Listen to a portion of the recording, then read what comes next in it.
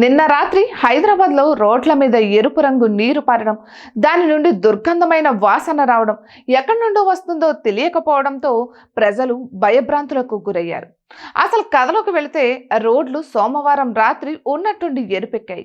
ఎరుపు రంగు కలిపిన నీరు పోటెత్తింది.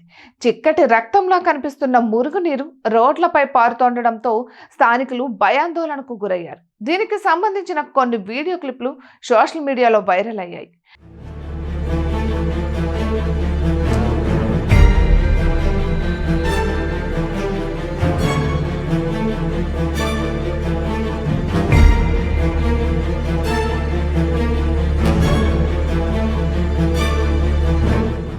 హైదరాబాద్ జీడిమెట్ల పారిశ్రామిక ప్రాంతంలో ఈ ఘటన సంభవించింది.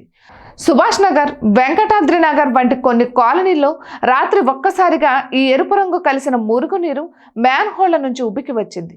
భరించలేనంత దుర్వాసనను వెలువడించింది. ఘాటైన రసాయనాలు కలిపిన దుర్గంధం ఆ ప్రాంతంలో వ్యాప్తి చెందింది. దీనివల్ల స్థానికులు ఇబ్బందికర పరిస్థితులను ఎదుర్కొన్నారు. వయోధిక వృద్ధులు ఊపిరి పీల్చుకోవడంలో కూడా సతమతమయ్యారు.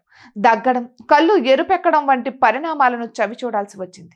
ఈ మార్గంలో ప్రయాణించడానికి కూడా వాహనదారులు వెనుకాడారంటే వారిలో నెలకొన్న ఆందోళన ఏ స్థాయిలో ఉందో అర్థం చేసుకోవచ్చు. దీనిపై స్థానిక మున్సిపల్ అధికారులకు ఫిర్యాదు చేశారు. జీడిమెట్ల పారిశ్రామిక ప్రాంతంలో ఉండే కొన్ని గోడౌన్లలో పెద్ద ఎత్తున కెమికల్స్ ను నిల్వ చేస్తుండడం, అక్కడ చిన్న తరహా యూనిట్లలో రసాయనిక వ్యర్థాలను డ్రైనేజీల్లోకి వదులుతుండడంతో ఈ పరిస్థితి తలెత్తినట్లు గుర్తించారు.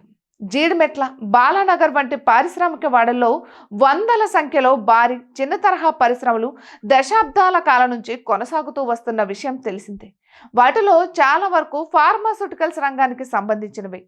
ఫలితంగా రసాయనిక పదార్థాల వినియోగం అధికంగా ఉంటుంది. నగరం వ్యాప్తి చెందడం తరువాత వాటి చుట్టూ జనావాసాలు ఏర్పడ్డాయి, కాలనీలు వెలిశాయి. కొన్ని చిన్న తరహా పరిశ్రమల నుంచి వెలువడే రసాయనిక వ్యర్థాలను స్థానికంగా డ్రైనేజీల్లో వదులుతున్నారనే ఫిర్యాదులు చాలా కాలం నుంచే ఉన్నాయి. అలానే జనావాసాల మధ్య గల గోడౌన్లలో ఈ కెమికల్స్ నిల్వలను ఉంచడం వల్ల ఇలాంటి పరిస్థితులు తరచూ సంభవిస్తూనే ఉన్నాయి అక్కడ.